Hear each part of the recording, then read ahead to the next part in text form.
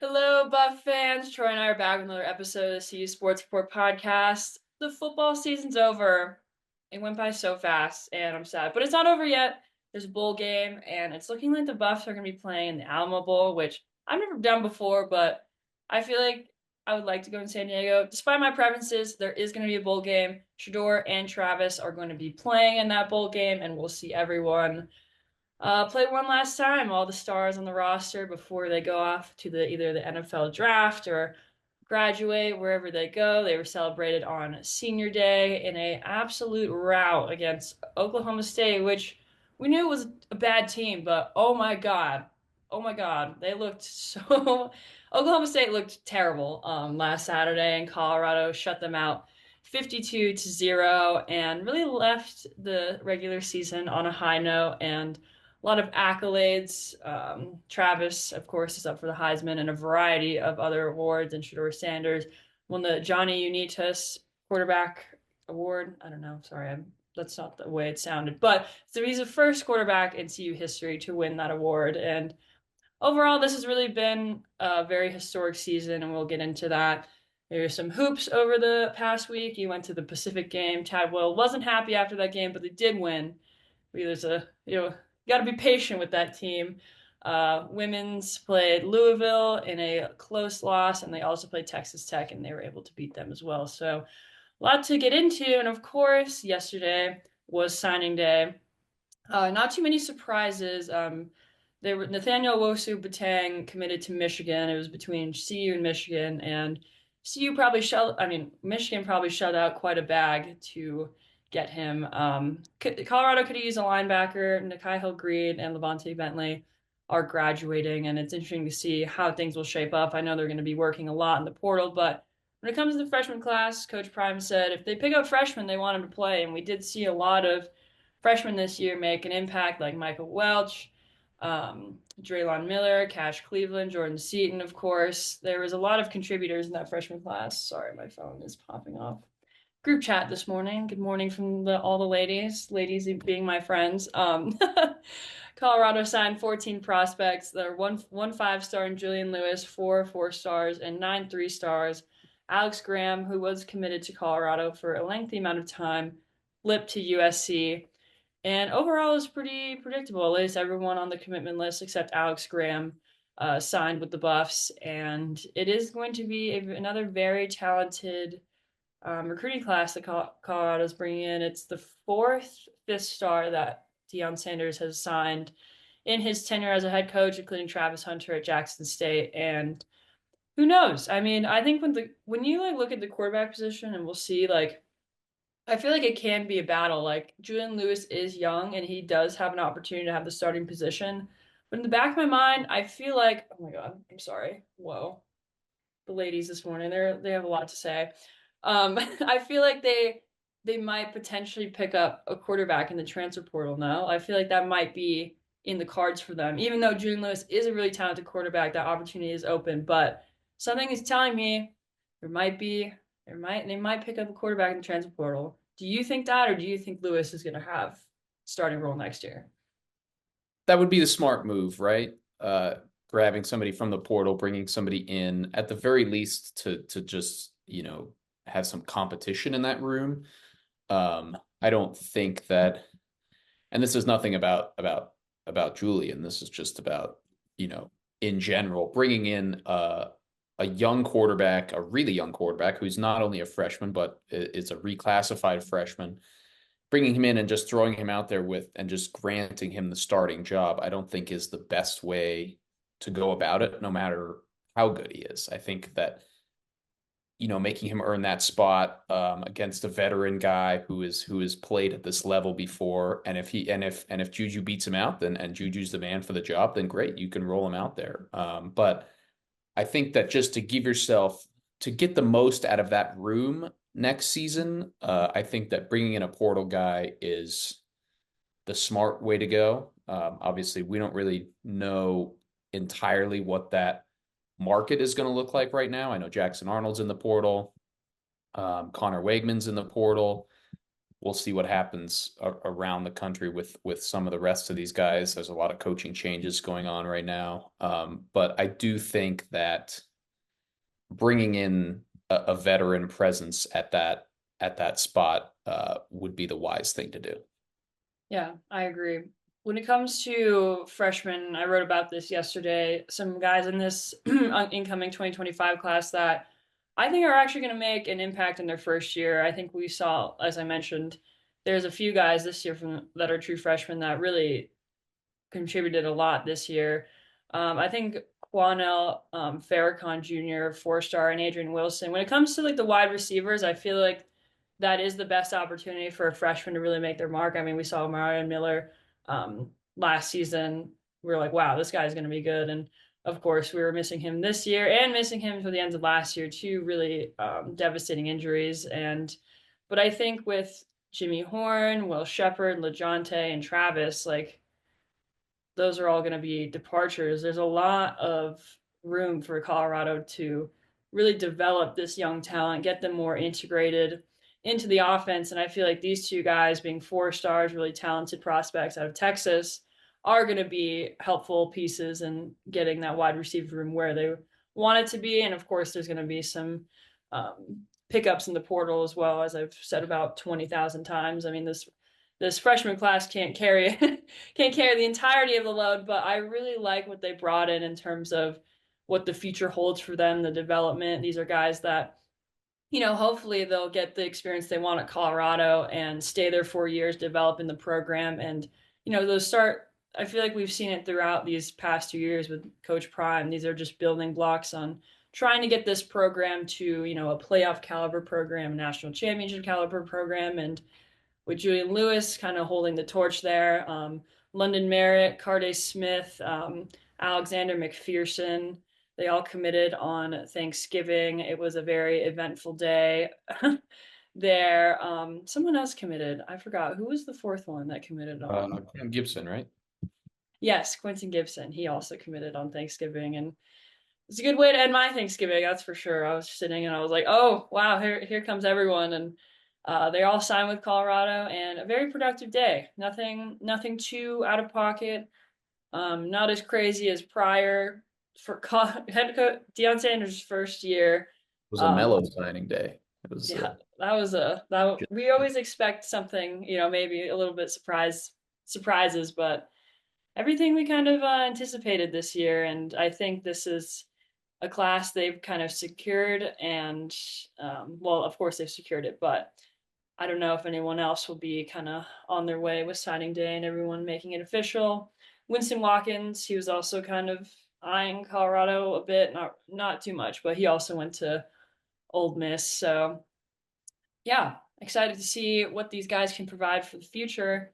And yeah, I just think I'm like 2025. I'm like, the more I like get out of college, the more old I feel, of course. But I'm like, every time I go back, I'm like, I could still like be in college. I'm like, I'm not that old. And then these like 19, 18-year-old prospects come and I'm like, wow, like that was 10,000 years ago when I was 18. College, I miss it. Anyways, we'll go to the OSU game.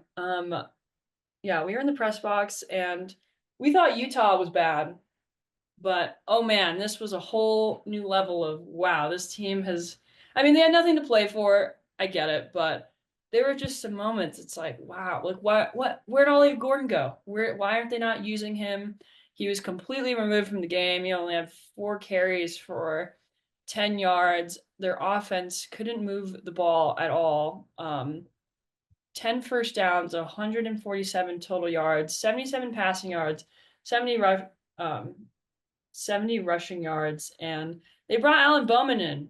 And Alan Bowman hasn't had the best ending to his Oklahoma State career. But I also well, saw that he's going to be staying there another no, that's year. fake. I think that's fake. Okay, I think okay. it's fake. It's hard being so gullible in this profession. I'll tell you what. I'll have to call Troy and be like, "Is this happening?" And he goes, "No, it's not happening." They brought him in after um, Maluki, wow, I butchered his name. Holy shit.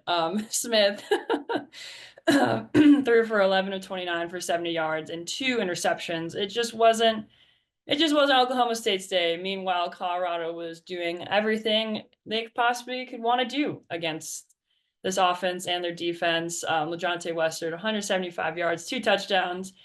And Travis Hunter, I think, sealed his Heisman case with 10 catches, 116 yards, 3 touchdowns. It was a spectacular day from him, and he continues to set so many records for CU. And he's been such a pleasure to watch this season, both him and Shador. It's been so fun. And yeah, they finished with 471 total offense and just obliterated them. I mean, in the second quarter was interesting because the offense kind of got into a lull. They didn't score any points after scoring 3 touchdowns in the first quarter, but then after the second half, they really put their foot back on the gas and scored 17 in the third and 14 in the fourth. When you were watching this game, I feel like, when these games, it's like, okay, Colorado keeps scoring. Um, it gets kind of redundant. Maybe I zone out a bit. I lock into my takeaways article. But as you rewatch this game, what were you really pleased with on the Colorado side, and what made Oklahoma State bad? As I say, they're bad. What specifically made them so bad last Saturday?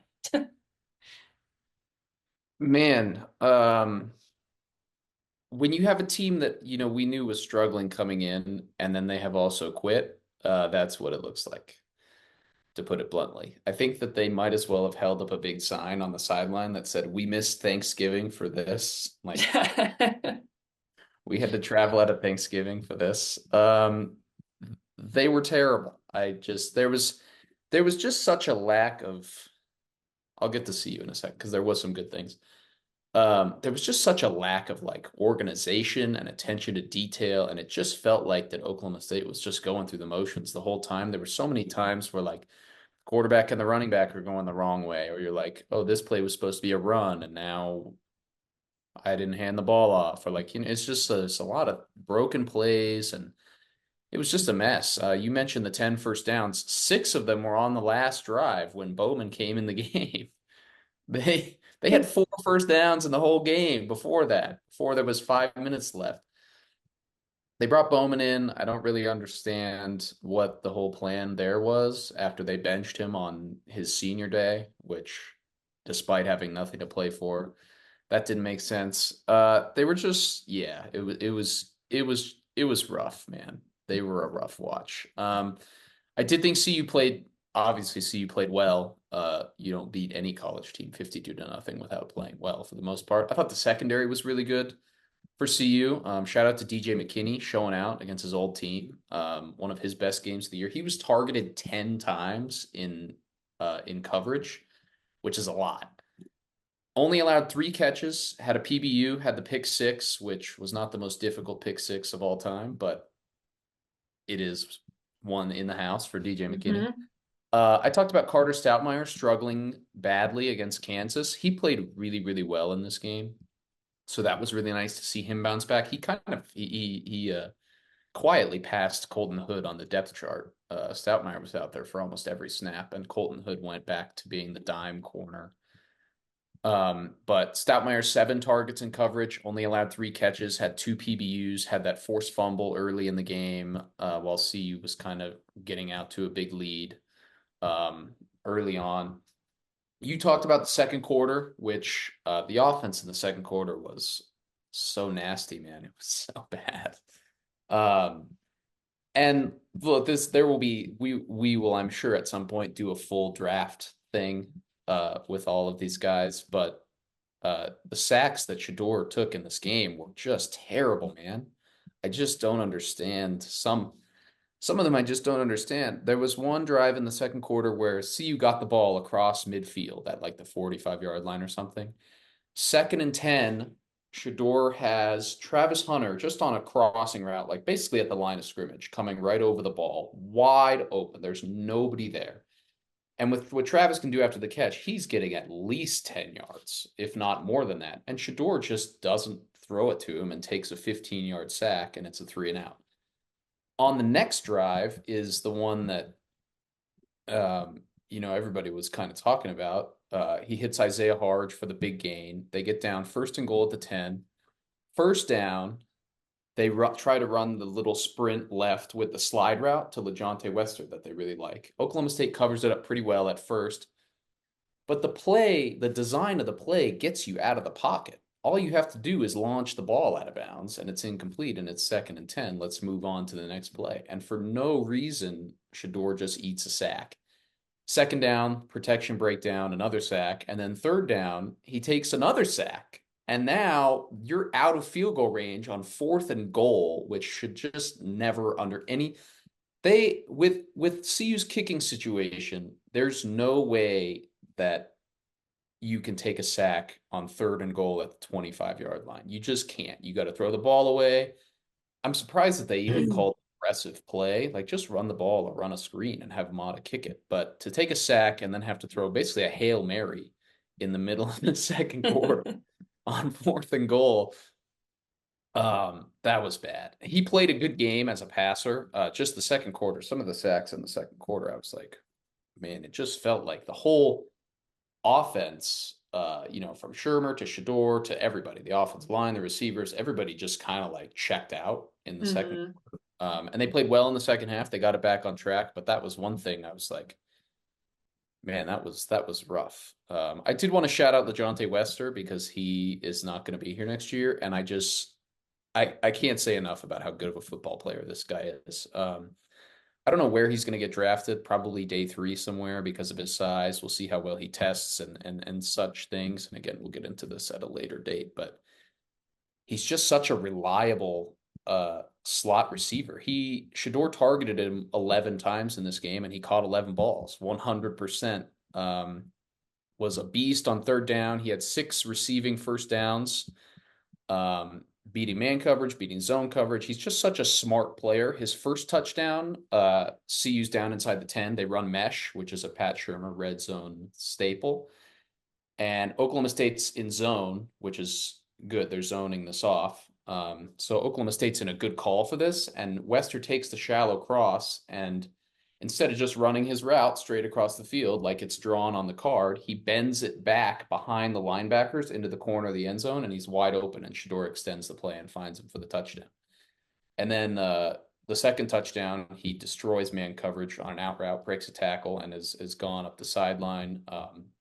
He was running some trail routes in this game for big first downs against man coverage.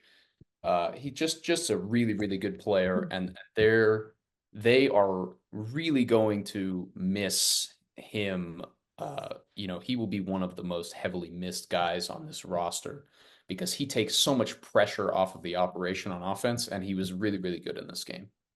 Yeah, him and Travis this season have been 2 of the most primary kind of wideouts that have really been able to go down for down and advance the ball, especially LeJohntay. Every game we just see him carry the ball so many more yards after the catch. I mean, he had 113 in this game, and week after week, he's just been such a consistent figure, and it's been really good to have him healthy throughout the entire season, and just a reliable, dependable wide receiver, everything you'd want in a receiver, consistent, fast, elusive, able to break down coverages and advance the ball. So, yeah, shout out to LeJohntay Wester. I didn't want to get into.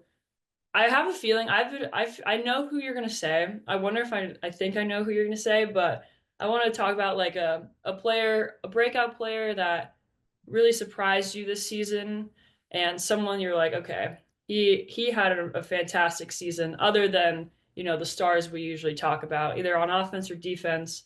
I have a feeling I want to guess who you're gonna say, but I have someone in mind that I didn't specifically choose this because I felt like you were gonna pick this guy. Do you have a guy Uh, in mind? I have 2 guys that I wanna Okay, mention. I want to say I know you're gonna say Nikhai Hill Green. Yes, that is one of my Okay, guys. The other guy okay. is Chidozie Wonkwo. They kind of go together, so I'm gonna talk about them both together. I just thought, and Chidozie Wonkwo was a really, really good player at Houston. Nikhai Hill Green was coming up from a lower level. He played some at Michigan, but not a ton. Went down to Charlotte, so we didn't totally know what we were gonna get. Chidozie Wonkwo was kind of he is what he is. We kind of knew that he was going to be a guy that could come in and eat up double teams and take up space in the run game and just congest everything on the interior on early downs.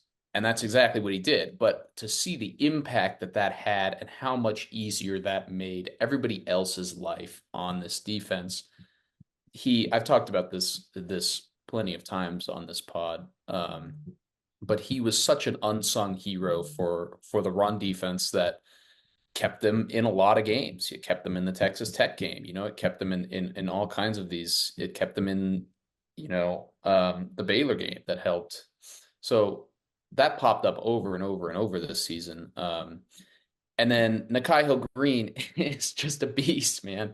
He was probably the most, other than obviously Travis is amazing to watch. I probably had the most fun watching Nakai Hill Green play. Him and Cam Silvan Craig, who were just nuking run plays over and over and over, man, in the backfield, at the line of scrimmage, coming downhill, attacking blocks, attacking ball carriers. Just the Nakai Hill Green was a tone setter that this defense really kind of needed. You could feel that missing last year. They were a little bit soft on that side of the ball last year. That was part of the reason. Obviously there's talent and scheme problems, but they were not physical enough. They did not bring the fight to the offense last year. And this year, Nakai Hill Green was the guy that set the tone for this defense that said, we are not going to get pushed around and bullied by all of these teams like we did last year. He was such a good run defender. He made some plays in coverage as the season went along, but that guy just blew up so many plays, man. And he is the last person that a running back wants to see in the hole. Is him.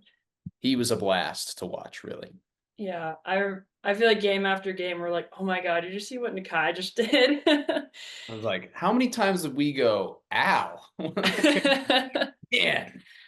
No, he lit people up. He would just flatten people on the second level there, and him and Levante were just such a.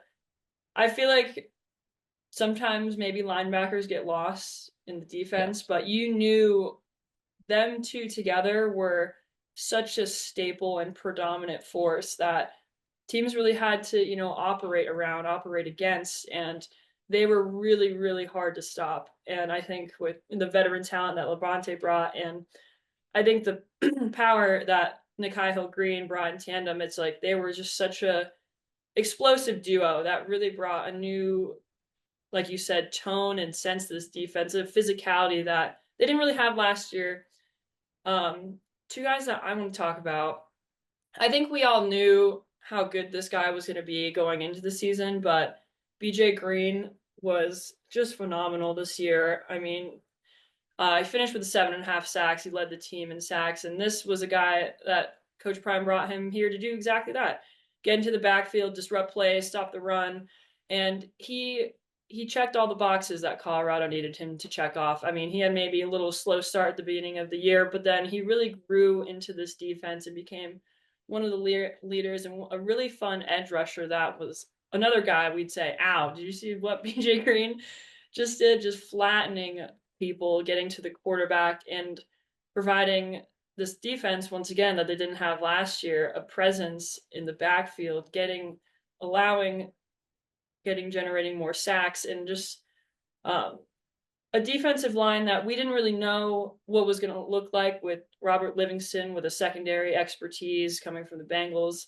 We didn't know what the defensive line was going to look like, but him, Chidoze Nwankwo, even Dayan Hayes, like all the edge rushers this year did a phenomenal job in their assignments. They led the Big 12 in sacks and were a really, really surprising and formidable unit that was just the cherry on top of this really elite defense that we were watching It was all cool to year see round. BJ Green. It was cool to see BJ Green gain confidence as the season went along and play with a little bit more swagger and a little bit more confidence. You mentioned the slow start, but to see the way that he was playing at the end of the year was really cool. Yeah, because he was a Big 12 preseason pick on the defense, and slowly but surely he became one of Colorado's most prominent players. And he once again will be graduating, and I'm interested to see what the portal brings this year. There's always a bunch of new guys that we're learning every year, and Like the defense has a lot to supply, especially at safety. There's not a lot of guys that graduate at safety, but Yeah. we'll circle back on that at a later date. Also on offense, I think Draylon Miller deserves a Yes. round of applause for Great player. yeah. Anytime I've said this before, if you're compared to Debo Samuel, you're on my good list. But regardless of that, he Maybe really not this does. year, Salmon. Oh, I know. I saw one quick side tangent. Debo Samuel has one receiving touchdown, and Josh Allen has one receiving touchdown, and that blew my mind. I had to tweet that out on Sunday, and I was like, "Oh my god, what's happening?" Anyways, Devo, I mean, not Devo. Wow. I almost called him Devo. Draylon was just such a. He came in when Colorado was out of receivers. I mean, not out of receivers, but there were some injured guys. He really stepped up as that fifth receiver and then kind of emerged as that, fourth and really a utility guy that the Buffs needed. He's good on the ground, he's good in the air. He's able to really produce some explosive plays as we saw, and he's just one of those pieces that's like, wow, he's going to be so great for Colorado for years to come. And he was one of those examples of if you want if you want a freshman to play, this is what it's got to look like. And he was just one of my favorite players to watch. He looked like he was always having fun out there, and it's always good to see a freshman really have a great year and just show what's to come in the future. And I was really excited to watch him every single game and see what he did. He had one catch for 15 yards, not his biggest game against Oklahoma State, but his games prior, Catch. Kansas was huge.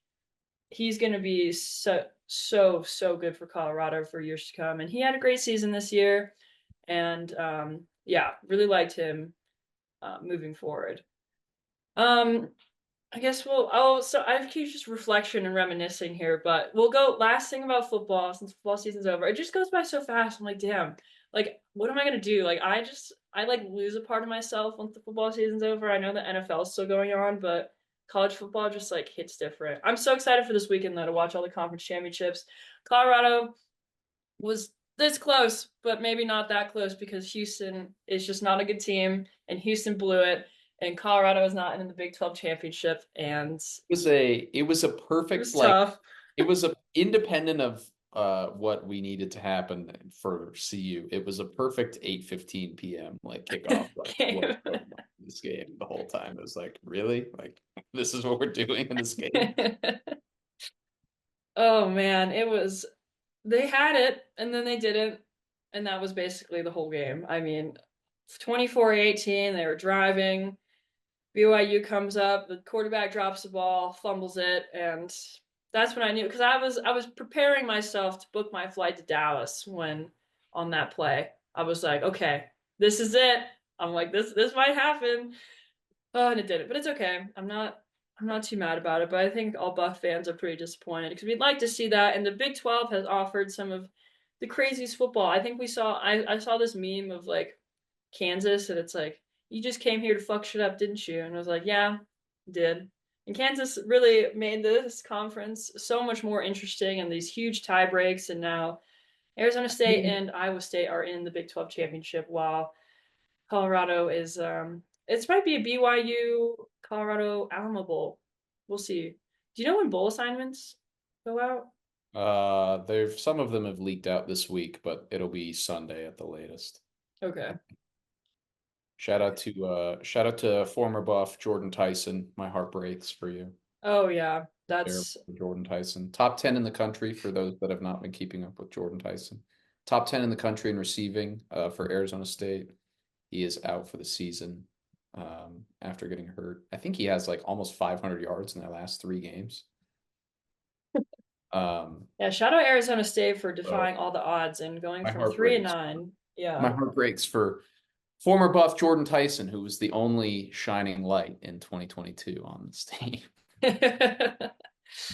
Oh yeah, good times. Well, maybe not good. Speaking of, I did see I throwback Craig Meyer. Shout out to Craig Meyer. Before Troy got was working this job, Craig Meyer was my colleague, and he was at the game on last Saturday against Oklahoma State. It was like a full circle. I was like, I haven't seen him in 2 years, and it was so great to catch up with him and talk to him because he was the one that really like helped me kind of gain my confidence, learn more about football, and yeah, even as a 111 season, he was a pivotal role in me keeping this job and keeping my confidence. And shout out to Craig. Okay, one last thing before we pivot to basketball. I know we've been talking for a long time.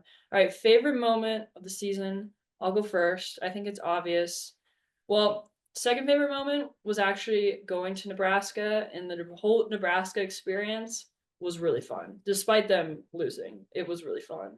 The town, fun. My photographer Nigel and I had a great time. It was great. Football, definitely the Baylor Hail Mary because I was ready to sign off. I was like, there's no way. I'm like, there's no way Colorado's going to win this. And that game showed to be pivotal. I mean, of course, for end of season repercussions and Colorado staying in the mix for the championship. And it could have been a different season if Colorado didn't win that game. And that Hail Mary to LaJohntay Wester, our guy, was I've never seen a Hail Mary in person, and that was just the way that they won that game with Travis's forced fumble. That the Hail Mary into the overtime, I was standing on the field watching all those sequences, all the rest of all those plays, and I was like, this is football. This is college football. This is what I signed up for. Maybe not that close of a game, but it turned out to be quite an awesome and exciting fight from Colorado. And yeah, that was a fun one. All right, your favorite moment, other than working with me. Of course. You know that play kept Baylor out of the conference championship game? What? You know that play kept Baylor out of the conference championship game? What did they finish They're at? one game behind of first place. They're 6-3 in the conference. They Damn. up on Kansas on Saturday. I know. It's like, This is what is bad. up with Kansas? What's up Weird with team. that team? My favorite off like non-game moment was Dion walking with Jimmy Horn at senior day. That was really, really great. Very emotional. Loved to see that. Jimmy deserves it. Mm-hmm. My favorite on-field moment was not the Hail Mary, but I will go to the Travis Hunter forced fumble because the Hail Mary is somewhat luck. Up there's a lot of luck involved in a Hail Mary.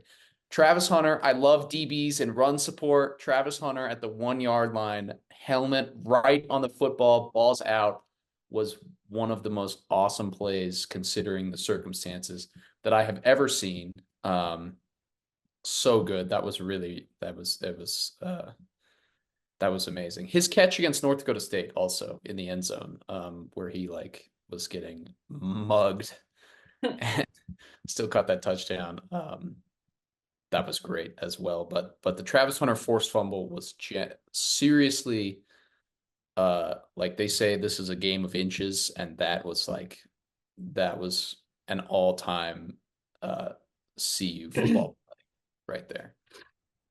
I'm gonna miss watching Travis every Saturday. That's for sure.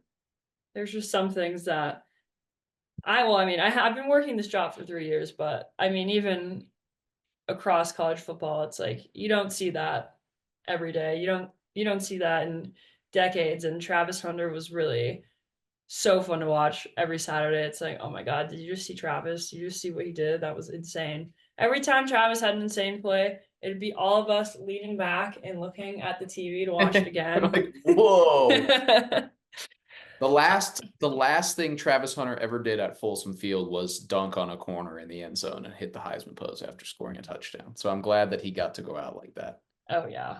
I mean, 116 yards, 3 touchdowns, everything you'd want in a corner. He got snubbed from the Jim Thorpe Award, which was interesting. That's the one he Um, deserves the most. I know for 80 DB, cents. it's like what is that? I don't know. Last couple of things, I wanted to go through some numbers just to show the growth of this program from 2022 when they went 111 to now 9-3. Colorado was ranked 117th in passing offense in 2024. In 2022, now they're ranked fourth this season. 2022, 112th in passing defense. Now they're ranked 45th. CU ranked 126th in scoring, 15.4 points per game. We were praying for touchdowns that season, and this year they ranked 24th, averaging 34.5 points per game. Last one, Colorado ranked 130th, allowing 44.5 points per game on defense. And 2024, this is one of the best defenses I've seen Colorado have, at least in my coverage of these past 3 years. They are now ranked 37th, allowing just 22 points per game. This was the most well-rounded team I've covered, of course, but we haven't seen a team like this since 2016. The Um, rise.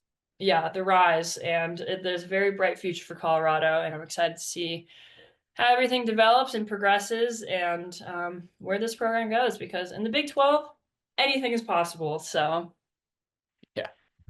um, all right, basketball. Pick for this Um, weekend, ASU Iowa State. oh, want to do weekend picks? We need Just to. just Okay. quick. Sorry, we don't need to drag. We don't need to No, I drag. know. I'll actually text you about I'm picking the Iowa State. for Big 12 only. I'm picking Iowa State. I think I want to pick Arizona just for the tail, like the storyline of it all. I like Kenny Dillingham crashing out is also one of my favorites. Kenny is great. I love Kenny. I think I think just what he's built and the surprise that Arizona State brought to the conference is what I'm really holding on to outside of football. I do think Iowa State is the better team, but I do like Arizona State's personality more. I feel like I'm more familiar with them too because of Pac-12 ties, and Yeah, I'd like to see a Pac-12 team go into the Big 12 and win the championship. So I'm going to go with Arizona State, but I it's do so think Iowa funny. State's the better team. It's so funny. There's a chance that we could have a Pac-12 team win the Big Ten in its first year, a Big 12 team win the SEC in its first year, a Pac-12 team win the Big 12 in its first year, and an American team win the ACC in its first year. All of those are on the table on Saturday. Conference realignment, man. What do you think? Oregon or Texas winning the national championship, or someone else that I'm not naming? I don't know. It feels like a crapshoot this year. I It feel does. like here's my take about is that last year Michigan, Oregon, Washington, and Texas from last year would all be the best team in the country right now. Mm, That's my take. solid take. I agree. I think that those teams from last year were all better than Then the Oregon team that's the it's best this very year? it's very yeah, it's very balanced this year. It's very like I could see a lot of teams winning this year. Yeah. But Last weekend was crazy. I love rivalry week so much. fights everywhere. Let the boys play. Let them play. Flags, fighting. Hey, if you lose the game, the other team gets to plant a flag on the field. I'm sorry. If you don't want them to plant the flag, beat them. Pro doesn't make the Especially rules. especially if you wear silver and red and we're supposed to win by 4 touchdowns. Okay, Heat. moving. Okay, you went to the basketball game on Monday, Colorado coming off the Maui tournament. It wasn't beautiful. They won 75-66. There's a point where they were trailing at some points. Pacific, this is not a notable team. This is not a Power Four team. And Tad Boyle had a lot to say after the game, despite the win. Andrei Yakmovsky leading the Buffs with Yakimovsky, that's how you say it. 17 points, 4 3-pointers, a lot of fouls. Julian Hammond, 4. Asanjo, 4 fouls. Elijah Malone, 4 fouls. When you were there, what was the vibe? What was going on? How did the Buffs look after this tropical trip of theirs? Well, they look like they just got back from Hawaii, is what they look like. They look jet lagged and they look like they just got home from, you get home from vacation. It's like, now I got to go back to work, yada, yada, yada. That was what CU looked like. They had to go back to work. They had to play Pacific at home. And they came out with very little life, very little energy. They missed a ton of shots. They missed a ton of layups. That all is explainable. They're tired. They just got back from a long week. And then they got back. They have Thanksgiving. So missing shots, that was kind of predictable, understandable, but the way that they played defensively, and they all, Trevor Baskin talked about this after the game, Tad Boyle talked about this after the game. Their defensive performance in the first half was really, really poor, just not very good. They were not locked in, getting beat to rebounds, back cuts, giving up open threes, just not. They looked a step slow for the whole first half, and really the first part of the second half too. When I was kind of like, they're running out of time here a little bit. Um, but look, what matters is they got it together. They came back. Tad Boyle after the game, he said, "This team beat UConn. How the hell did that happen?" Was the best quote of Tad. Um, Beats they me, man. Yeah, so they they didn't play great, but the second half, RJ Smith hit some huge shots. He hit two big threes. The first one started a run. The first one, so they were down by 10 with like 12 minutes, 13 minutes. RJ Smith hits a three. Bangot Dak has a big chase down block on the other end, and they get a run out. And I think it was Harrison Carrington that got a dunk. And in 15 seconds, the lead was cut in half. That was big. RJ Smith hit another three to give him the lead a couple minutes later. And then, as Tad Boyle likes to say, Pacific got tired. The altitude was an advantage once again. They kind of tailed off offensively in the second half. So it was a nice effort from CU in the second half to come back and win. I don't put too much stock in the way that they played, considering the circumstances coming back from the week before. Also, a look ahead spot uh, for them with CSU coming up on Saturday, which we'll get into. But um, overall, anytime you're down by double digits in the second half, it's always nice to come out and get a win, even if it isn't the prettiest of performances. Yeah, the Buffs now 6-2, 5-0 at home.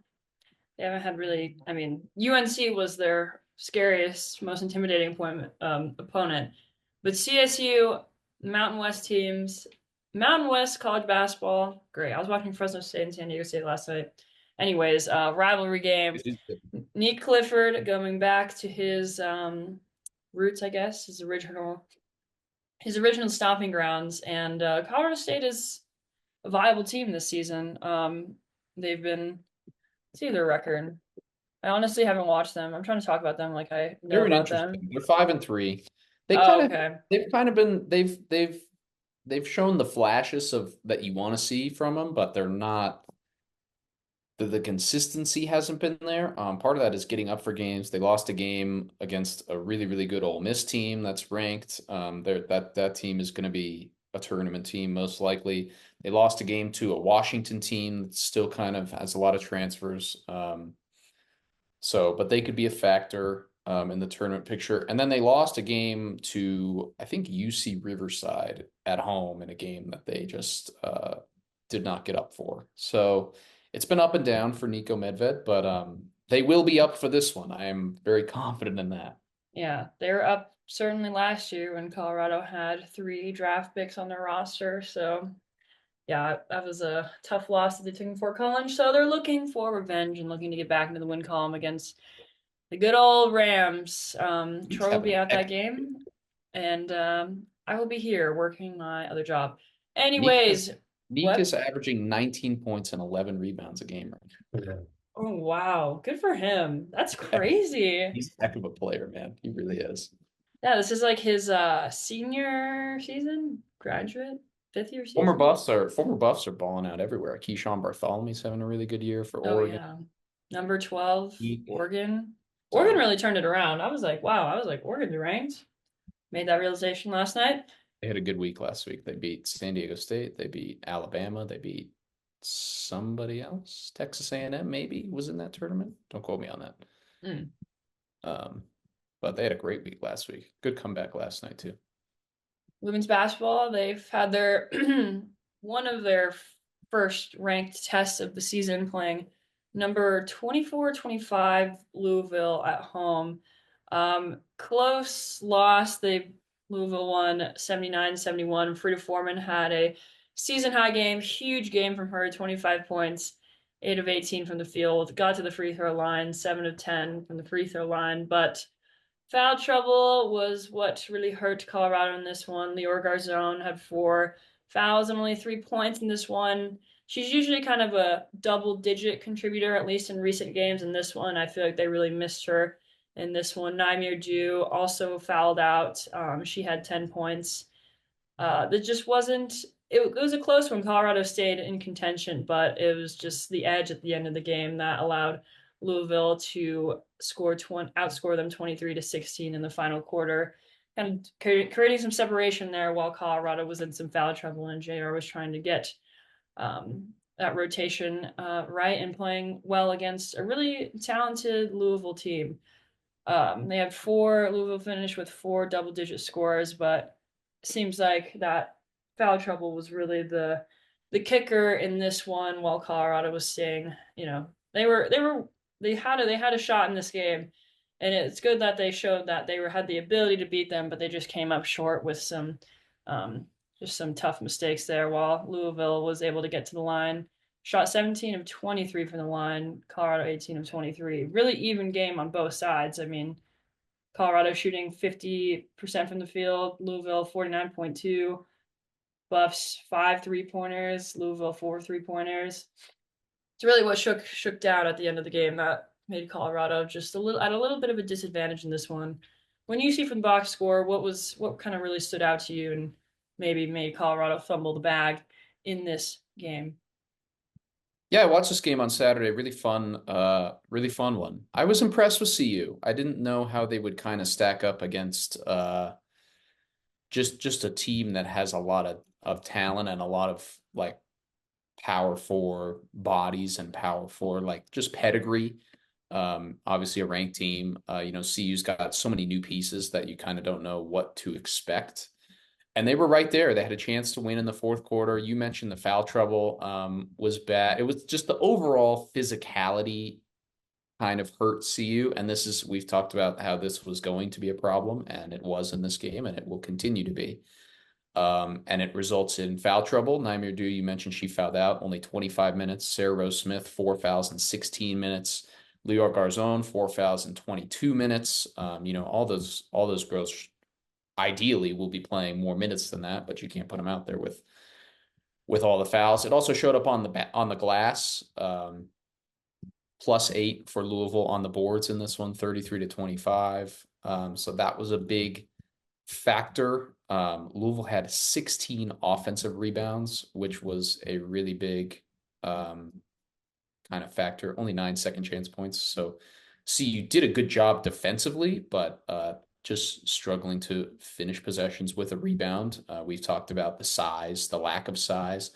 That's going to be an issue in the Big 12. And then the other thing, the physicality on the perimeter, the physicality off the ball. Like these are just things that disrupt the flow of CU's offense. And how is CU able to play when it's not a free flowing game where Frida Foreman can get open and Lior Garzon could get open and they can get shots off and Jade Masagayo can run restricted area to restricted area and kind of get a free lane into the paint.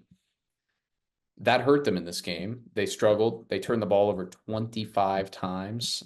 That is way too many to beat a good team like Louisville. They forced 18 turnovers. We know CU is always going to force turnovers. All JR Payne teams force turnovers.